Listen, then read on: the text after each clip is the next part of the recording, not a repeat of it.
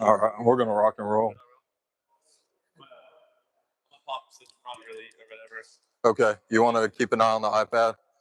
Huh? Do you want to keep an eye on the iPad? Y'all can decide. I'll talk to him soon. Y'all decide what y'all want to do. Back outside. Hey, y'all decide what y'all want to do. I need one of y'all kind of tracking the iPad, and if we want to track the live stream out there. Yeah, I can do that Sure it works. simultaneously, like on my computer. Yep. Okay.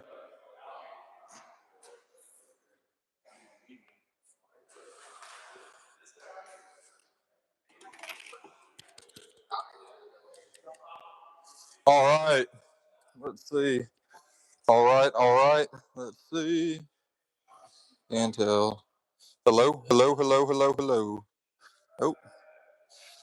Hello. Test. Oh man. All right. All right, guys, good morning. Glad y'all are here. We're going to do the devotional first, and then we'll kind of move into some of the housekeeping notes for the rest of the day. But we'll do the devotional first, kind of rock and roll through that, and then we will jump into kind of the rest of what we have. So a lot of people ask us how we started this journey, and we started this journey 3 years ago, and people are like, why? And what happened was in Texas, we had the National Air Raid Convention, all right? They decided to move their operation out to California, and we were like, man, we think there's an opportunity to continue to serve coaches in Texas because a lot of coaches run the air raid. And so we were like, you know what, we're going to try to do that. And then we're like, you know what, not just air raid, let's try to get every spread concept. So a lot of people are like, oh, you're one back. No. Last year we had to do single wing, air raid out of single wing. We've had 2 back. We've had 11, 12, 20, 21. You name it. If you're in the shotgun, if you spread it out, this is the clinic for you. But I go to say that because as we started this journey, we knew that the only way we make this happen is if we get a little bit of help. And so thankful to the Lord for the help and provision He's provided. Starting a business, starting a clinic is not necessarily an easy venture, but it's been so worthwhile. It's been fun every step of the way to kind of see provision and Him helping. So, title of the Devo this morning is going to be, What Are We Chasing? What are we chasing? Because as coaches, a lot of time it's easy to start chasing the wrong thing. It's easy to start chasing that big old ring on your finger with the diamonds in it, and it looks great, and it's flashy, and it's great. And I'm not taking anything away from that because the Bible does say that we should do everything to the best of our ability. We should run as to win the prize. That is the goal. Whatever you do, go be your best at it. Absolutely. We have no room not to be the best at what we do. However, we do at times have to keep in perspective what our job really is. Because sometimes we'll start chasing wins. I was on the phone literally this past week with a coach, started in high school, moved up to college, Division I, went on to coach in the NFL, coached the offensive line, won a Super Bowl. He goes, Andrew, you need to listen to something. He goes, nothing's more important than your family. Truly, nothing's more important than family. And he goes, coaches today work too much, and they make their kids work too much.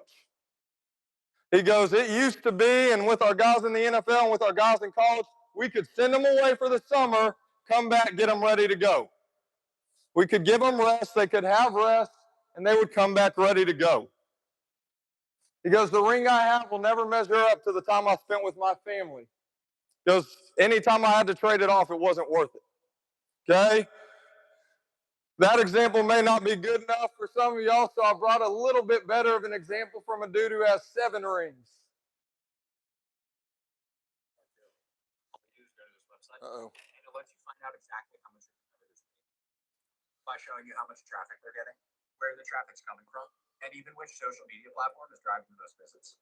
It has a complete breakdown of all the recent ads they've been running, what type of keywords they rank for,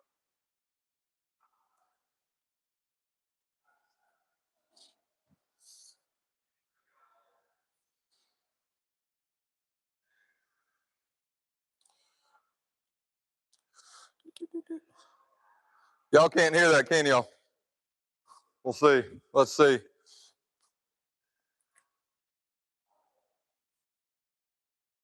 Let's see if I can't. Well, don't worry about it. Okay, we're going to skip that part. However, that's Tom Brady. He was doing his 60 minutes right after his third Super Bowl at 27 years old. I turned 29 in 2 weeks. I feel super underaccomplished. But that's him after winning his third Super Bowl. And the reporter guy goes, they're talking, and they go back and forth. And Tom Brady basically goes, I feel like there's something more. I feel like something's missing. Is this it? Is the Super Bowl ring it? Is the Lombardi trophy, is that it? And the thing is, it's because, again, the rings and the trophies fade away, man. The rings and the trophies fade away, right? Everything that we have here on earth with us is eventually going to fade away. It's all going to disappear. You can see, do not store up for yourselves treasures on earth where moths and vermin destroy and where thieves break in and steal, but store up for yourselves treasures in heaven where moths and vermin do not destroy and where thieves, oh, I double did that, okay. For where your treasure is, there your heart will also be. And so we have to be careful that our treasure is not in chasing the state championship, okay? Also, Jesus said, abide in me and I in you, as the branch cannot bear fruit of itself unless it abides in the vine. Neither can you unless you abide in me. And I think that's what Tom Brady was probably chasing. He's probably chasing this God-sized hole in his heart.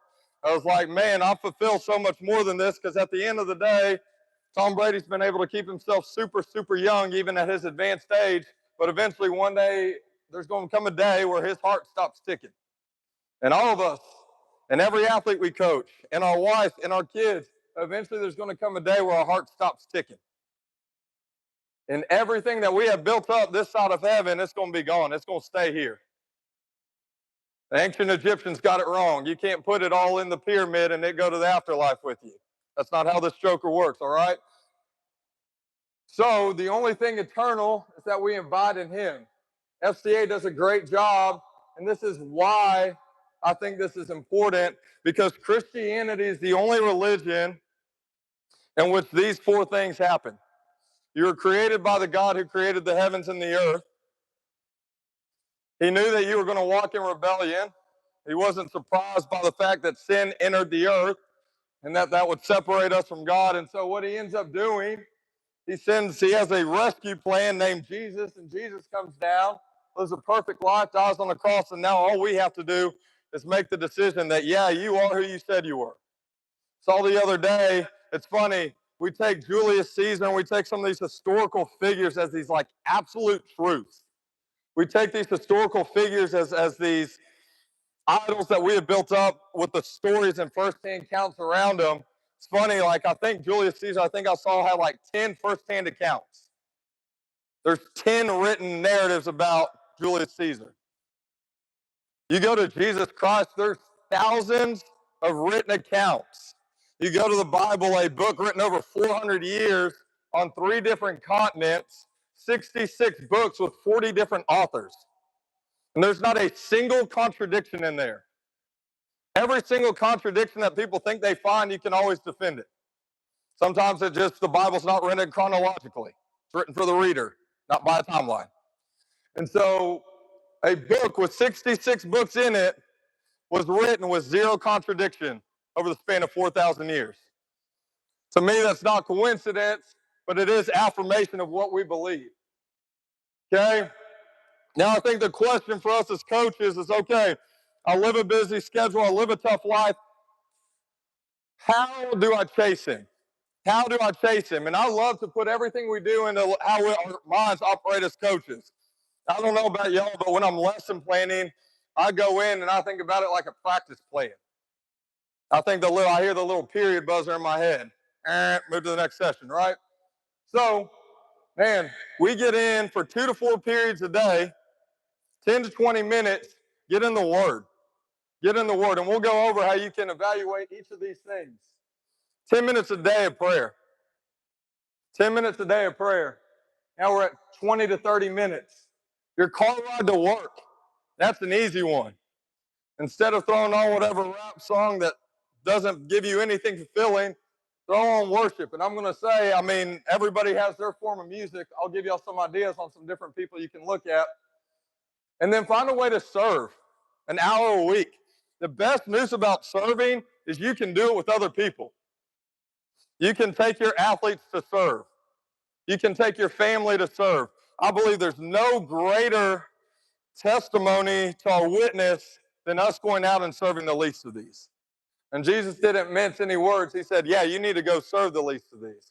Right? So how do we do that? Do we go to the food pantry? Do we go find elderly people in our neighborhood to help them out, right? So again, I say about 12 periods. That's only 1 hour a week. Split it up how you want, and then finding ways to fellowship. Okay? If you don't know how to pray, it's really, really easy. God gave you a direct blueprint on how to do this. Go into your room, close the door, and pray to God. And then whatever's unseen and whatever's done in secret, God will reward you for. Then he goes on to say, this is exactly how you should pray. Our Father who art in heaven, hallowed be thy name. Thy kingdom come, thy will be done on earth as it is in heaven. Give us today our daily bread. Forgive us our debts as we have forgiven our debtors. Lead us not into temptation. Deliver us from evil. For it is, deliver us from evil. Okay? So, he tells us exactly what to pray. And again, you can, as you read through this, you can kind of equate to it. You can say, man, we have some thanksgiving, right? Holy is your name. God, you're good. I appreciate you for being here. Until you come back, let me do your will. Let me serve others well. Let me love others well. Let me help develop the leaders of tomorrow. Give us this day our daily bread. Give us what we need. Give us what we need. Forgive our debts. Forgive us sins and help us. I like to always change this to help me forgive those around us. I struggle to help forgive people at times. Okay? Another great way to do prayer, a guy I know named Bob Bodine. Okay? 2 physical chairs, one for you, one for God. Really takes 2 chairs. I take stools because I love coaching basketball too. I love coaching basketball, so I'll take the little basketball stool, and I have a basketball stool for me and a basketball stool for God. And we sit down and we do 10 minutes in the morning. 1 of those minutes I talk, 4 minutes I'm quiet. I talk for another minute, I'm quiet for another 4 minutes. And when I do it, the first questions I ask are, does God know my situation? Is it too hard for him to handle? And do I know that he has a good plan for me? Hopefully your answers are yes, no, and yes. Yes, no, and yes. And then just ask God, hey, this is what I'm dealing with. You think God doesn't care about your coaching career, you're dead wrong. He called you into your coaching career. Your vocation as a coach is your ministry. He cares about it deeply, deeply, deeply. Okay? Be ready for him to answer, though. Be ready for him to answer. Okay? When God coached Cortland White, he had to be ready to answer when God provided a bigger door. He had to be ready to answer the call to move from state champion North Crowley to Keller Timber Creek. I guarantee you that Cortland White's probably prayed about getting that OC job. And the door was open, and he had to be ready to answer. Some of us are going to have to answer in other ways. It may be step away from coaching. It may be going to a situation, that little 2A school in the middle of nowhere. Because God's got somebody, he's ready for you to go serve there. And then the best thing is you can go into every situation that you do knowing that it's already done. Do the done. Go into every situation, know it's already taken care of, already handled. And again, you want to listen more than you speak. That's why I do 1 minute of talking, 4 minutes of listening. I'm not going to lie to you. At first, it's awkward. Like sitting in your classroom and the thing you've discussed for like 10 minutes with kids and you ask the question and nobody answers. It's the most awkward thing in the world, and it's the day you did your walkthrough and your administrator's in there. You're like, guys, we've rehearsed this lesson plan. It is that awkward. It is that level of awkward when you're quiet. But the more you practice being quiet before the Lord, the more you will be able to listen to his answer. Let's be honest, there's a whole lot of talking going on in this world and not enough listening, right? And then the next thing is repeat the next day, but if you miss the next day, find it the next day. All right, worship. I understand not everybody wants to listen to Hillsong. That's not everybody's jam. So I came up with a list. If you're one of my gospel people, Kirk Franklin's the move, dude. He is so good. Highly, highly recommend. You're kind of the more Hillsong worship initiative, called the white people church type stuff going on, right? Hands in the air type deal. You like the country, like a little country group. You got the Gaither group. Forrest Frank's a great one. We've all heard Forrest Frank. If you want to TikTok it up with your kids, go throw on some Forrest Frank, do the little dance with them. And then if you're kind of more that grunge, edgy side, you can get some Brandon Lake and Jelly Roll. A lot of ways to find your worship, but why? It's crazy that God asks us to do things and then science goes and defends us doing them. 2,000 years ago, Jesus asked that we would worship him, and now we find out in 2023 that anxiety cannot exist in the same time in the brain as worship does. It can't happen because worship's an attitude of gratitude. You're giving thanks. You're thankful for what you have. It cannot exist in the same time. It cannot exist in your brain as the same time as anxiety. So as you get ready for Friday night and you're freaking out because you're trying to figure out how you're going to beat the defending state champion, how you're going to beat that team, man, I'll throw on some worship music. That'd be my answer. And understand, as we go through this, I'm saying all of this as much to me as I am to you. There's a mirror up here, an invisible mirror, and I'm talking to myself. I'm just letting y'all know what I'm saying to myself. Serve and fellowship. We tell our athletes all the time, we want you to be a servant leader. We also tell our athletes all the time, we want you to go into society and be a great man. We want you to be a great husband and a great father.